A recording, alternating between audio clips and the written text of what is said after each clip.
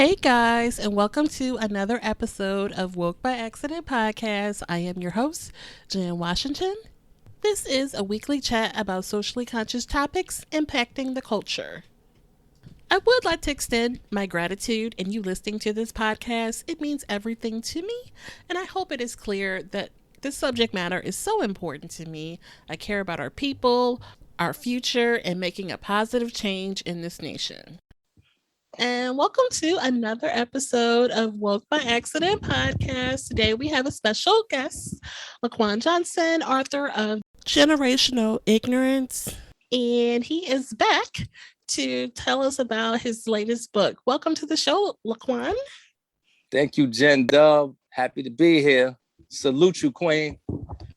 Yes, thank you. It's always a pleasure and glad to have you back. And so you have the third book is out called Generational Ignorance. So kudos to you for that. Yes. All right. Yes. And so I did get through the majority of the book. And so I found a theme of generational curses. Would you say that generational curses was a theme or part of generational curses and generational ignorance is definitely related. They are cousins. I'll say that. They're definitely cousins. Yes. They share the same DNA. So I found some information online about generational curses I wanted to share before we kind of get started in our discussion here. So a generational curse refers to a negative cycle of behavior patterns, practices, or mindsets that are transmitted from generation to generation. A generational curse is a disadvantage that has spread through a family's history, and sometimes it can hold an individual back from achieving their ultimate goal. So dealing with a generational curse should know that destructive generational patterns do not have to define who they are or what they will become. Each person who has a opportunity to break the generational patterns through self-awareness, reflecting on the family history, and seeking out support. I did find that online. I was inspired by that little nugget. Wanted to share that about your kind of theme with the book. So what inspired generational ignorance? Well, generational ignorance is actually based on a true story. You know what I'm saying? I say it's fictional, but every line and every word and every facet of generational ignorance is actually true. I just changed the names of the characters to protect, you know what I'm saying, to protect them. And so they won't feel that they will be being thrown to the wolves. But what inspired it? I mean, the fact of I actually, let me just be honest with the viewers, those of you that are going to read it. I myself am the character of Quentin in the book. Okay. I'm the character of Quentin. I lived this generational ignorance. I breathed it, felt it. I was amidst it at one point in time in my life. So I felt the need to get it off my chest so it can help guide and assist others that are probably amidst or among people that are generationally ignorant. So this was basically a chip on my shoulder that I had to relieve myself of. You understand? And after I did that, I felt so much lighter after I actually finished the whole manuscript. This was something that was on my mind for a long time. Well, that's interesting. Your other two books have a parable type of style also, the motivational motives and then the habitual habitat and urban sermon. Absolutely were. They're a little bit more embellished.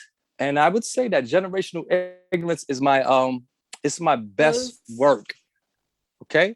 I would say it's my best work because it's absolutely true. There was no reason, it was no way I could make any of that up. You understand? You know what I'm saying? So motivational motives, they were based on true stories, but they were embellished to a certain extent, just to heighten the effect that it has over the reader. You know what I mean?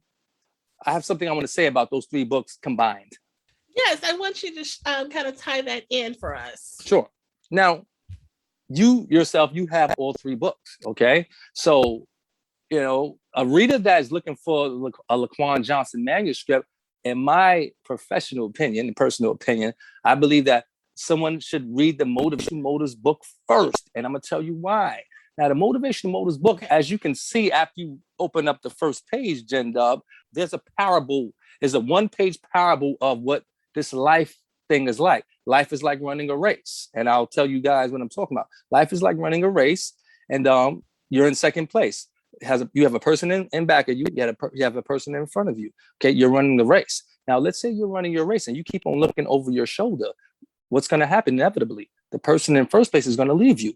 Let's say you're running your race and you keep on concentrating on the person in front of you. What's going to happen inevitably? The person in third place is going to pass you. However, if you run your race and concentrate on the here and now, on you, this is what's going to happen. You're going to leave the person in third place where you can't even see him back of them. You can't even see him back of you no more because they're so far behind. And you're going to inevitably pass the person in front of you. The person in back of you represents your past. That's who Jen Dub was yesterday. You understand? That's who she was. The person in front of you is who Jen Dub wants to be. So in essence, in life, you're running against thyself. You're not in competition with anyone. You understand? So if you concentrate on the here and now, on who Jen Dub is today, who Jen Dub was yesterday and last week, you're going to leave that so far behind. You're going to forget who that was. And you're going to exceed the expectations that you have for Jen Dub, for who you want her to be tomorrow. So I say that to say, if you understand that you are running this game called life, this race called life, okay, now you can move on to habitual habitat and urban sermon. Okay, now habitual habitat is about understanding what works for you and what doesn't. Okay, now check it out. Okay. After you understand that you're running your race, the only way you can understand you're running your own race is if, I'm gonna give you an example, Jen. Let's say when you were 7 years old, your mother or your grandmother said to you, "Hey, Jen, I want you to bake your cakes on Sunday at 7 o'clock for the rest of your life." And you're gonna say, "Okay, mommy, okay, grandma." You know why you're gonna say that? Because you're a child and you know mommy and grandma love you. And you're gonna bake your cake on Sunday at 7 o'clock. But when Jen Dub gets to be about 30 years old, now Jen got things to do at Sunday at 7 o'clock. And now Jen Dub is her own woman. Now you have a decision to make. Am I going to continue to bake my cake at Sunday at 7 o'clock? Or am I going to be not even woman enough, not even a man enough? Am I going to be courageous enough to look mommy or my grandma in her eye and say, "Ma, you know what? I'm tired of making my cakes at Sunday at 7 o'clock. I'm going to make my cakes on Tuesday at 2 p.m. And that's final, okay? Once you made that decision to tell mommy that, now you understand that you are running your own race, because you're not taking away from what mommy taught you. You're not taking away from what your grandmother taught you. You know what I mean? You're incorporating what they taught you into your own repertoire. That's why you're taking their baking habits, but you're just doing it in your own way, all right? So after you run your race, now you can move on to habitual habitat and say, "Hey, what works for me? What doesn't?" Okay. Now, when you're running this game, this race called life, now you have the tools necessary to win the race. Because we're not running the race just because we just want to get tired and get sweaty. No, you're running the race to win. You're running the race to leave the old Jen Dub in back of you and to exceed the expectations that you have for even yourself. Okay. And that's what habitual habitats teach. Now we move on to generational ignorance. Okay. If one does not understand that they're running the race that they learn in motivational motives, and if one does not understand the bad and good habits that all of us have, they will become generationally ignorant. Jen Dub, I know the viewers can't see this, but I want you to look at the back cover of Generational Ignorance and tell me what you see. I saw that picture of you, and you have like a wild look. Don't describe act like you don't know that guy. What is your instinct on that guy? Act like he's not LaQuon Johnson. You see him walking down the street. What do you do? Honestly. I mean, I would wonder if he was okay. Exactly. I would wonder. Very well put. So my friends, the viewers that's listening to this, if you do not understand you're running your race and you do not concentrate on your habits, good and bad, you will become that person on the back of my book. You So understand? that You was would. intentional. Yes, it was. Because you want to know something? Most of Okay. us, Jen, we're walking around with a smile on our face. Most of us, we're walking around with our nice clothes on. Most of us are walking around with our jewelry and our cars. We live in our homes. But you know what? Inside, we feel and look just like that guy on the back of generational ignorance. Mm-hmm. You understand? Okay. Okay. So you have to, pardon me for a second. Mm-hmm. You have to read motives. You have to understand habitat to understand how ungenerationally ignorant you want to be, and understand the generational ignorance that we all have. We've all been born with these generational quote unquote curses, quote unquote ignorances. All of us. But when you understand you're running your race and you understand that you have control over your good and bad habits, you actually push away the generational ignorance and you become generationally intelligent. And now you have something to pass on to your offsprings other than the ignorances. You have wisdom to pass on to them. Okay, because I was just I had one of my questions for you is how can we break these cycles that we see, being handed down, from our First, parents? very, very good question. Was that the end of the question? I don't want to cut you off. Definitely. All right. First and foremost, you have to understand that most of our parents, I'm not going to say all, they didn't know any better. So once you understand that your parent and your predecessor did not know any better, most of us, I'm not going to say all, because yes, you do have some bona fide bad parents out here that consciously treat their children bad and consciously want their children to become nothing.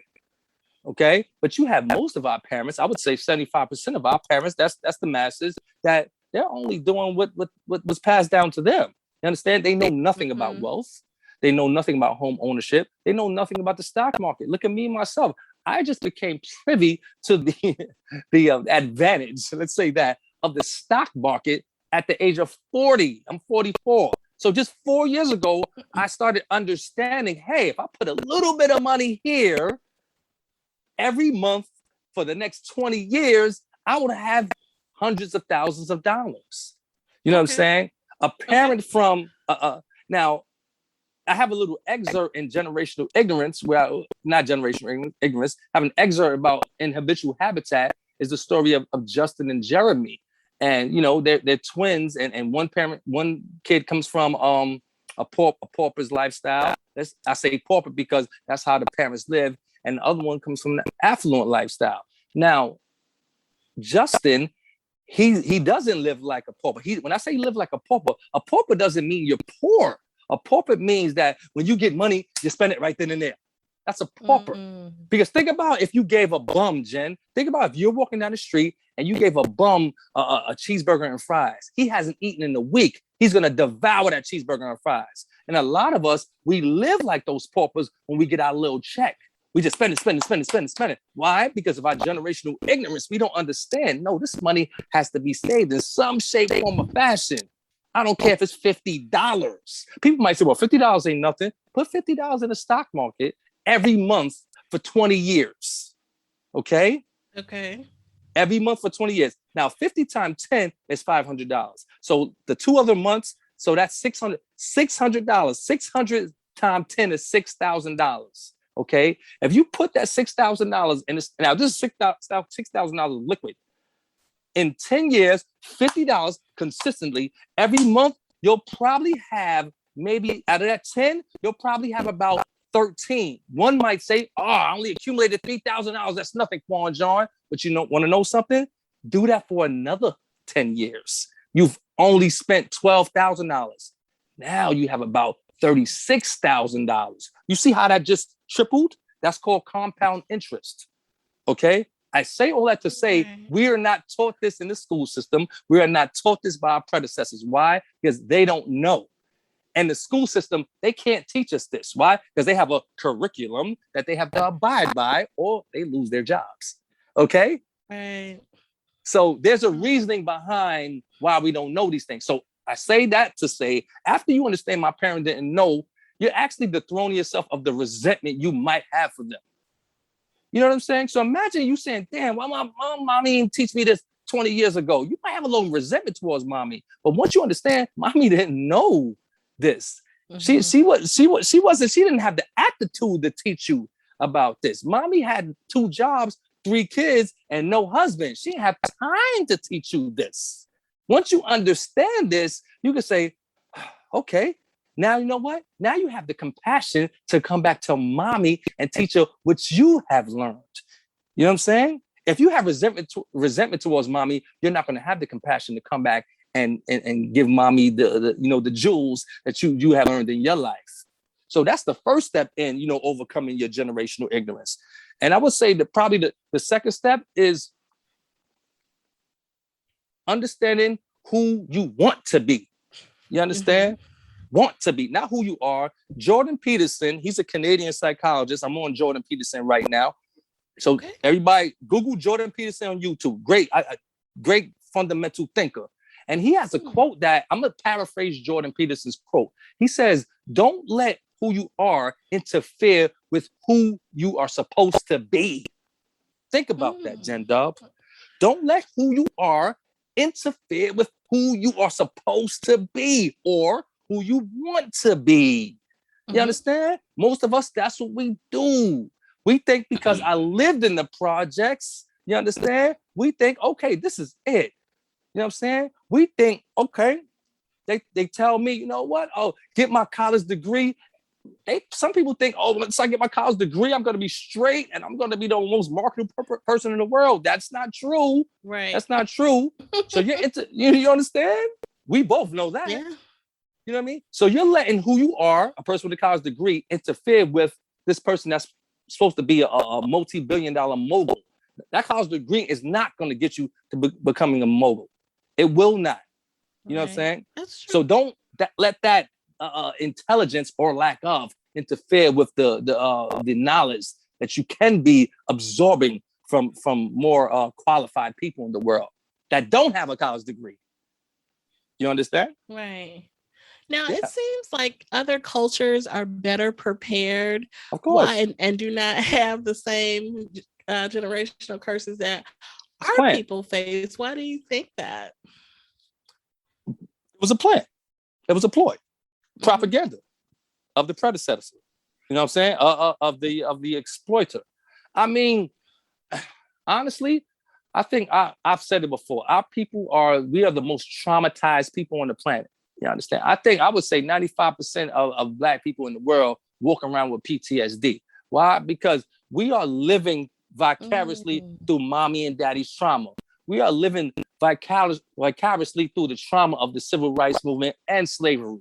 You understand? I think I said this on your last podcast. It's something called meritorious manumission.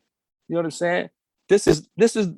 It's 3 things that the upper echelon of Black folks have to abide by to keep their money and keep their status. If they don't abide by 1 or 3 of these things, the oppressor will take that status away from them. You understand? 1, they have to tell on another Black person. Basically, if you see this Black person not doing what master wanted them to do, you're going to tell master on. 2, they have to they have to shuck and jive and make master feel good. All right? You know, they have to be the prankster and the joker, right? While master's sitting on his throne. And the 3rd one is they have to protect the oppressor, okay? By any means necessary, even if it takes their own life. So as long as they abide by 1 or 3 of these things right here, the oppressor will make sure that they keep their little, their status in life. You understand? So I say that to say, most of us Black people, that's what we want. We want that type of privilege. We want that type of quote unquote power. We want that type of esteem. You know what I'm saying? Not understanding what we are. 1, we're selling ourselves to the quote unquote devil. You know what I'm saying? And 2, if this man or woman wants me to turn on my own people to make him happy, do I really think he's my friend? It makes no sense. If I got to do these things just to make he or she happy, just to keep a couple of coins in my pocket, do I really think that this is my friend and he's going to protect me and he's going to love me? You know what I'm saying? Yeah, I would. If I'm so poor and I'm so impoverished and I'm so traumatically disturbed, I will probably be willing to take that risk. And that's what 99% of us Black people fall into. We are so impoverished. We are so traumatized that we will be willing to get on a football field and break our neck to get out the projects. We'll be willing to get on stage and tell quote unquote jokes. And I'm not saying there's nothing wrong, because these are art forms. It is. You know what I'm saying? These are art forms. And I'm not saying there's nothing wrong with these things. But when I engage these things, a price is coming with this, man. You understand? Nobody ain't giving you $15 million ain't gonna leave you alone. No. If he give you this $15, $20 million, you rest assured. I just seen a podcast with Carmelo Anthony the other day. And Carmelo Anthony was saying that, you know, he had a group of entourage of guys that he used to be with. So the NBA, the National Basketball Association, pulled Carmelo into the office one day and was like, yo, a couple of your guys not living right, and you either got to stop dealing with them, or you better tell them to chill out. You know what I'm saying? So he like, well, what you talking about? So they put it to him. They was like, yo, we know everything about you, Carmelo. We know where you live. We know where your mama live. We know where all your friends live. We know everything about you. You better let them dudes know. They better stop doing whatever they doing, or there's gonna be a problem. And he said, once he heard that, he said, now he know, yeah, this is the power that be right here. Mm-hmm. Now, Carmelo's not actually engaging in this. This is just the people he's with. They letting him know, you better get them straight, man, or we're going to ruin your life, man. Wow. This is the National Basketball Association. You understand? Mm-hmm. Mm-hmm. So I say all that to say is we put ourselves in these predicaments because we think the predicament we were in is worse than the predicament of having a lot of money. And I mean, being 44 right now, I do not agree with that. I would not trade who I am right now to be in the entertainment business getting millions of dollars. Because if I'm getting these millions of dollars, you rest assured I'm going to have a shucking job, have to kiss somebody's butt for this money. Well, I guess it's coming at some sort of price, right? Yeah. And the more you get, definitely, the higher the price you got to pay. Come on. Let's look at Martin and Malcolm. Let's look at Tupac and Biggie. Let's look at Muhammad Ali. Let's look at Richard Pryor. They have done all of our great people dirt wrong. You understand? Until we understand that we can accumulate the money ourselves. As you know, Jen Dove, we are the greatest consumers. We buy everything. If we wouldn't spend our money, there would be no economy. Honestly, if we wouldn't spend our money in America, there wouldn't. So with that being said, statistically, logically, rationally in my head, why that money can't stay in the community? Then we wouldn't have to go outside of the community and get this money. No doubt. You might say, well, how will we do that? It's a very hard task. But you want to know something? 5 minds think way greater than 1 mind. So we need to put our minds together and figure it out. So, yeah. So I think so we're the most traumatized. That's why we're the ones that endure all this. I mean, and it's. I think the black man and woman, the black person is on the bottom of the totem pole when it comes to everything. When it comes to everything that's good, we're on the bottom of the totem pole. You understand? Whether it be education, whether it be wealth, whether it be home ownership, whether it be keeping our kids out of jail, things of that nature. They want you to believe that this happens because the black man and black woman, we're just the most deranged person in the world. No, this is a systemic purpose that this happened, and we conform to it. And you know what? Nine times out of 10, and we didn't even know no better. We didn't know. You know what I'm saying? So basically, and after we do know, apathy comes into play. Some people do know that what they're doing is wrong, but they become apathetic. Survival. But why do we have to survive at our expense? We have to put ourselves in a position where we're not surviving at our own expense, though, man. You understand? For real. Our black men and women don't sell drugs because they just want to sell narcotics to people. They got to feed their families. They got rent to pay. Daddy's in jail. Mommy can't take care of the 3 kids. And I'm not saying this happens in every situation in life. But in the projects where I grew up at, all of the dudes in my building, it was me and my best friend, rest in peace to my best friend, because he died in June by way of a drug overdose. And we'll get to that situation as far as, the drugs in the community. The dudes we know, no one in the building had a father except me and him. Mm-hmm. Nobody. We're talking about 8 apartments on a 16th floor building, Jen. Think about how many families that is. Only me and my one friend in that building had their father. Yeah, they want you to think, the black man runs away from his responsibilities. No. Mm-hmm. No. I'm not gonna believe that. They were either in jail, they either were strung out on drugs, or they died from alcoholism. That's what happened to all these fathers, man. So therefore, their sons had to survive. And I'm not condoning drug usage or the distribution of drugs. You understand? But what you gonna do, man? You gonna starve? Right. They rather you starve, Jen. They rather you not eat. That's not an option. So therefore, we chose the other option. That's what we did. Mm-hmm. And you know what? I would probably, I'm not even jumping off the ledge by saying this. Me and my friend that did have fathers, we would have fell into that barrel if our fathers weren't there. We would have had to. We would have had to fall in that barrel if our fathers weren't there. What else we gonna do? You know what I'm saying? So yeah, man, trauma. That's what it's all about. Trauma. That's deep. And it's interesting, everybody doesn't have the same upbringing, and your upbringing doesn't have to, determine or doom you, it does not. for the rest of your life. It does not. And real quick, and I'm glad you said that. And that's I think I'm an oxymoron by nature. Okay. You know what I'm saying? And I say that to say, and that's the thing about generational ignorance.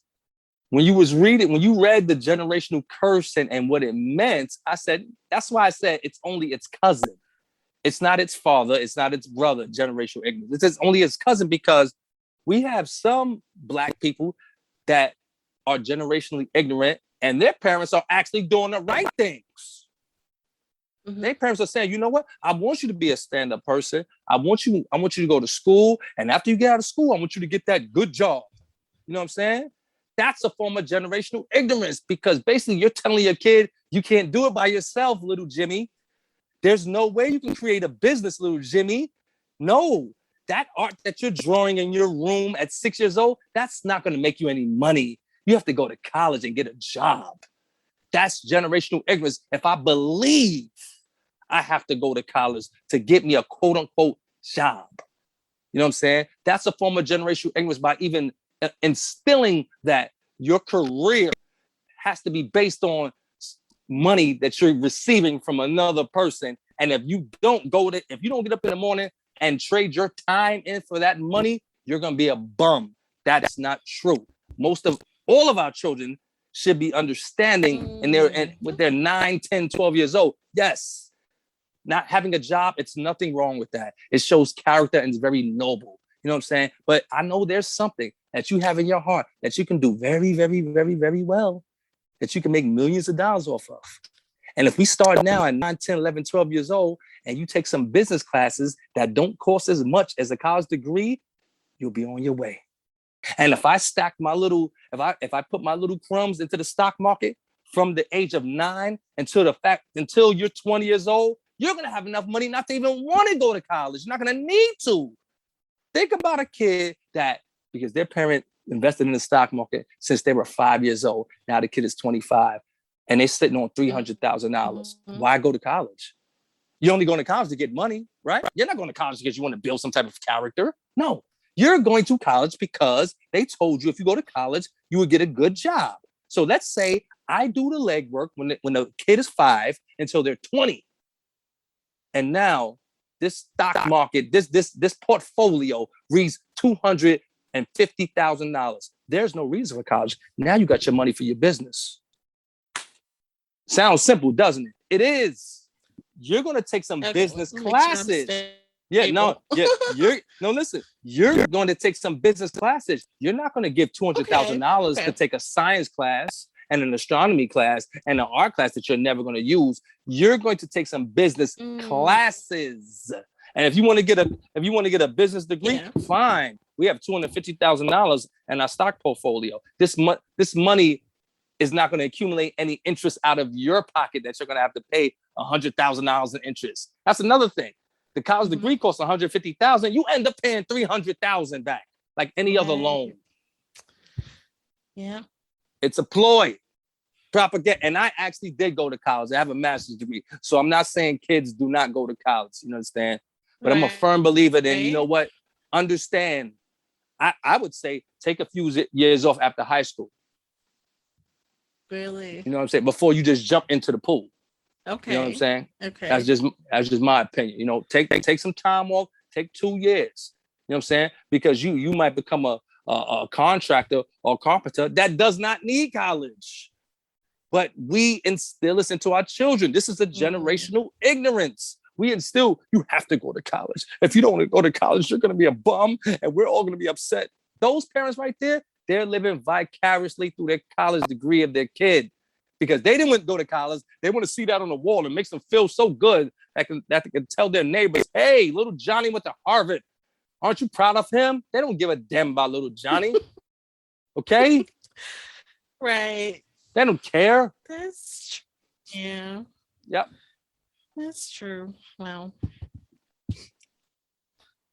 So the generational ignorance book is based on the relationship that I had with my ex-wife. Okay. It's based on the book, the relationship I had with my ex-wife when I was a very young, very immature, a very a worldly guy. Okay. And we come from two necks of the woods. I'm an only child, and I would say, yes, I was a very fortunate only child. All only children are unfortunate. Okay. I want people to know that also. They think, okay, off top, if you're an only child, no. Think about this, y'all. Let's say you're only child, but your parents aren't hard workers. They're not going to have any money to give you. Okay. My parents happen to be very hardworking people that made me fortunate. So every only child in the world is not bestowed this. All of only children do not have hardworking parents. Therefore, they're not going to be privileged and fortunate. Anyway, moving right along. My son's mother, she comes from a family of, I think, 5 of them. Okay. And I wouldn't say that her upbringing was like mine. I'm not saying that I didn't have trauma in my upbringing. And I'm not going to say that hers was worse. But her parents ain't like my parents. Let's just say that. Okay. They don't have the same type of wit. They don't have the same type of vision. They don't have the same type of, let's keep it funky, love. Okay. For their child, like my parents had for me. This traumatized this young lady. Okay. So when I met her, she was already the mother of 2 children at the age of 17. Okay. Yeah, you heard me right. 17. She already had 2 babies by 2 different men. Okay. One of which was like 10, 15 years her senior. So therefore, he raped her. Okay? Even though, quote unquote, she consensually gave it up. No, you can't consent to something before the age of 17. She was 16. He was like 30. He raped her. Okay? So I want people to understand this. So when you read this book, when it's written, it's not talking. I didn't write it from a position of bias. Like, look at what she did. Look at who she is. No. I said, look at who I am. Look at who she is, and look at what we did. That's how I wrote the book. Okay, so we met. We met, and at one point in time, you know, we liked each other. And at one point in time, we was trying to make a baby. And we weren't blessed with it. So, you know, long story short, we started going through our trials and tribulations. I left the situation, moved back to New York because she's from South. And before I moved back to New York, we conceived the baby, unbeknownst to me. Okay. So came back, my son was born. Of course, like any other loving parent, fell in love with my son and said, you know what? I'm going to try this out. I'm going to make this work out for him. Okay. Yes. And we ran out here and got married. We ran out here and got married. And I tell you like this, I don't ever say to myself, I wish I never met her. But I do say this. I'm going to tell you guys, when you go through situations that you deem to be bad or messed up, rest assured that if you are introspective and you are understanding and you are empathetic towards yourself and you love yourself, you're going to get something out this bad situation. My mantra is bad things happen for good reasons. So meeting her was actually one of the best things that ever happened to me in my life, even though I had to end up leaving her a year later, because I understood after a year, wow, this is not the person for me. And should I stay in this relationship, one or two things is going to happen. One, I'm going to either be in prison or I'm going to be dead. Straight and down. Because of the turmoil and the trauma we both had from our upbringing, when that came together, it wasn't a pretty sight. You understand? So I said, I had to make a very important decision in my life. Now, what I didn't know what I was doing at this point, I was unconsciously disconnecting my generational ignorance at this point. Because my parents, how can I put it? They had a very violent relationship when I was young, very violent. Okay. But neither one of them would leave the situation. And I was amidst the violence all the time, every single day. So I said to myself, with my child, I am not going to put my child through that. And my chances of being successful and putting money in his pocket and food on his table and clothes on his back dramatically increases if I leave the situation. Think about that. A lot of people think, oh, if I have to stay there for it to work. No. It worked, in my opinion. I thought it did because I left the situation. Because if I don't leave, I'm a bum. I'm a pauper. Or I'm incarcerated. So I left. And after I left, here we are today, 3 degrees later, 3 books later. The Quan John that you know and love, Jen Dub. You understand? It gave me the opportunity to mature. It gave me the opportunity to make mistakes. And meeting her, honestly, it taught me what I did not like in some women. Okay. You understand that? So, when you meet people, they leave baggage with you, Jen. I want you to understand this. If you meet this guy, you have to understand, why did I leave him? You okay? Or why did he leave me? If you don't do the knowledge, you're going to end up in the same predicament. So when I thought I left that relationship, I understood what I didn't like in the opposite sex. So when I smelt that coming along, I got away. I didn't stay in it because she was gorgeous. I didn't stay in it because, she had a appealing physique. You know what I'm saying? I said, I don't care I'm not doing that. I'm getting out of here because I have disconnected my generational ignorance and I'm not going through that again. So the book is about the character of Samuel. You know what I'm saying? It's about the choices that Samuel has to make in his life. Because like I said, he has daddy that has this type of repertoire and he has mommy that has this type of personality. What does he do? You know what I mean? Someone might say he has to choose. No, he doesn't have to do that. Others might say, well, if he doesn't choose, he's still going to be, ish out of luck. Mm-hmm. You're probably right about that too. You know what I'm saying? It's like if he chooses wrong thing. All right. If he doesn't choose, nothing happens. But he has to make some type of concise moral effort to say, okay, who am I going to be? I'm going to run my own race. You know what I'm saying? And actually, that's what he does in the book. He started, but the way I don't want to give the book away because he grows up in the household with the mother, okay? And his father is from, another state. His father does have finances. His father does have resources, and his father gives him the best of anything. You understand? But his father is right. He's the educator. He's the one that's trying to be a little stern on school. He's the disciplinarian, even though he's 500 miles away. However, the mother figure is not holding down the end of the bargain.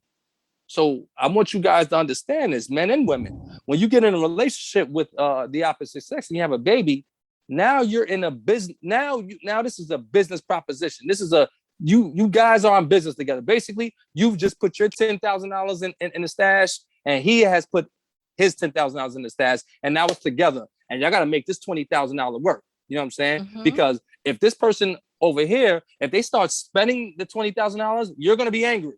Okay, like any other person in partnership would be. It's a business partnership. That's what it is. And if they're not abiding by the contract of what the end goal is, you're going to be angry. And I say that to say, understand who you're getting into business with. You understand? If you don't know who you're getting into business with, this business is going to falter for real. So, you know, the character of Samuel, he's a good kid. He's not a bad kid. No, not at all. Right. He's not a bad kid, but he's caught up in the conundrum. You understand? He doesn't understand. Okay, daddy's this way, mommy's this way. You know, it's like he has to live two different lives. You understand? Around mommy's not too she's not stern on him at all. You know, he doesn't have to do be a good student. Things of that nature. I don't think she tells him she loves him. Things of this nature. You know, he could eat McDonald's every day. Things of that, you know what I'm saying? The things that another parent would say, hey, nah, we can't do that here. That's your wellness here. You understand? And his father's completely different. So when Samuel gets to be about maybe 17 years old, he pulls Samuel out of high school and say, hey, okay, it's not working out down there, man. You know what I mean? Okay, now you're 17. It's time to come with me. So I can help this maturation process. You understand? And he does, but after that decision, it was all downhill. You know, it was all downhill because Samuel, like I said, he's only doing what he knows. You understand? He's mimicking actually the attributes of his mother, which gets the father very, very angry. But he's not going to give up on his son, right? This is his child. He's not going to give up on his son. And then it really hits the fan when his son has his own child at the age of 19. And his father's like, whoa, you don't have a high school diploma. You have no job. I don't know if you can read. And you're going to have your own child. It hits the fan. And after that is, I have to, you know, you guys got to read the book, man, and see, you know, how his father deals with that situation. Yeah. Oh, that's really interesting. Yeah. So, we will have that information posted of how we can get the book. It is, or tell us how we can get the book. All right. Well, first and foremost, I want you guys to know that Motivational Motives and Habitual Habitat and Urban Sermon are both available via Audible in audio form. Okay. Both of those, okay? So if you are not a book reader, and if you got $6.95 in your pocket, if you can go get you a McDonald's fish sandwich, you can go get Motivational Motives. You know what I'm saying? So Motivational Motives and Habitual Habitat, both in Audible, but if you are a book reader, they are in hard copy on Amazon, and Generational Ignorance is also in hard copy and on Amazon. Actually, the Audible and audio form is in production right now. But go cop the Audible of Motives and Habitat and check them out. And if you know you're running your race and you started understanding your habits, good and bad, you know, you won't be generationally ignorant. You know, you would have to read Generational Ignorance after you read Motives and Habitat, you know. All right. That's what's up. What are the, some other projects that you're working on that you want to share? Well, you know, I'm the co-host of Motivational Motives, Quan John, on YouTube with Miss Portia Mystique. So check out our YouTube channel, man. You know, we talk and have interesting discussions with Black people who've overcome adversity en route to their own prosperity. Understand? So we talk about Black fundamental issues and how the Black man and woman do not have to be ignorant. We do not have to be poor. We do not have to be unintelligent. You understand? We can be kings in our own right. You understand? For real, for real. Yes. Kings and queens in our own right. Sorry about that. Because without the queen, there is no king. All right. Okay, so we'll have that link posted as well. Thank you. I Thank you, do Jen. enjoy the Motivational Motive show. I got a Thank you. chance to be on there Check it out. before. That's right. So Check out Jen Dove's episode on that. We had fun on that. Jen had me laughing. I like Jen. yeah. Jen, very insightful. Very insightful. Yep, I even got my mom to watch that one because she never listens to my podcast. Okay, I was like, all look, right. you can just watch this one. Oh, so she watched the Motivation Motives interview? She watched that? All right, big up. Madam Washington. Madam Washington. Is her last name Washington too? No. Oh, okay, I'm sorry. I'm sorry, ma'am. That's okay. All right. Yeah, so that was cool. Yep. So thank you, Jen, for having me, man. As always, it's a pleasure even speaking with you. You're, you have a very soothing soul. Well, I appreciate that. I definitely want to share the platform with others. It's great and dope to connect with people in the space, doing good work just like you guys are. So I appreciate it. That's right. Get the generational ignorance, hit Amazon, get that, cop that. Motivation Motives, Habitual Habitat on Audible. Yes. Cop that. LaQuon S, baby. Support Black businesses, right? All day, every day. For real, for real. Yeah. Yes, definitely. sir. Anything else to share? Well, yeah. Actually, I'm writing my 4th book. It's called The Presence of Patriarchy. Oh, you've mentioned that on the show before. Yes. You know what? Generational ignorance is definitely my best work because it was so near and dear to me. But I think The Presence of Patriarchy it would be the most thought-provoking piece of literature I'm going to write. I say that to say because it's gonna be 4 parables, big stories. You know what I mean? Big stories. Some of them are true life. Some might be a little embellished, but we're going to talk about how sometimes the absence of the father is beneficial to the child's progression. Okay. Most of the time we talk about in the Black community, the Black father is very neglectful. Sometimes the Black father being neglectful to his family and to his children is the best thing for the child. Okay, so that's what you understand. You know what I mean, right? So we're gonna talk about, you might have a guy that is 45 years old, that never had a job, stayed in jail, and it has very bad habits. Do you really want him around little Jimmy? Do you really? I don't care if that's his father. He's only going to instill bad habits. Correct. You know what I'm saying? If he hasn't corrected, or if he's not on the brink of correcting his bad habits, he has no choice to tell little Jimmy, hey, here you go, man. Take a little bit of this blunt. It soothes the mind. You know what I'm saying? Hey, you don't got to go to class today. Yeah, you don't need that credit right there. This could be Jimmy's last class before he graduate right here. You know what I mean? So sometimes the absence of the father is actually a good thing for the child.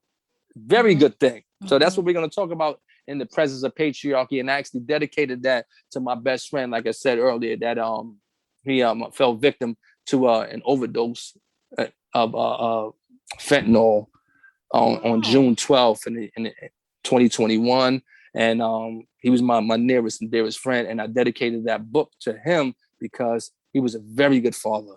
You understand? And even it's sad just to disclose that night he came home and did what he always did: cook food for his 3 sons, sat down, ate his food, indulged in some type of narcotic, and never woke up.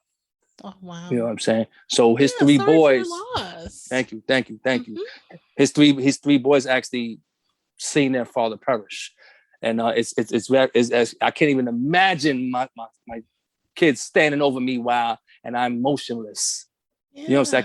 I can't even imagine what they feel. So I dedicated this piece of literature, The Presence of Patriarchy, to my man Billy Ray Fillmore Jr. You know what I'm saying? Because he actually he changed my life in a lot of good ways, and I'm gonna keep him in my heart forever.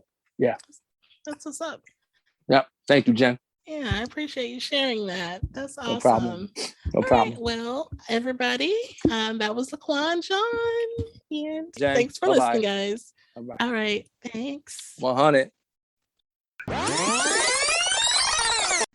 At this time, we are going to go ahead and conclude this episode.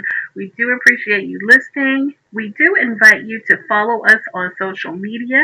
On Instagram, it is Woke by Accident Podcast. On Twitter, it is Woke by. The Gmail is wokebyaccident at gmail.com. And we are available on all of your favorite streaming platforms. Please go out and follow us, share, leave a review, tell a friend. And every time you listen, we greatly appreciate it. Thank you again and take care.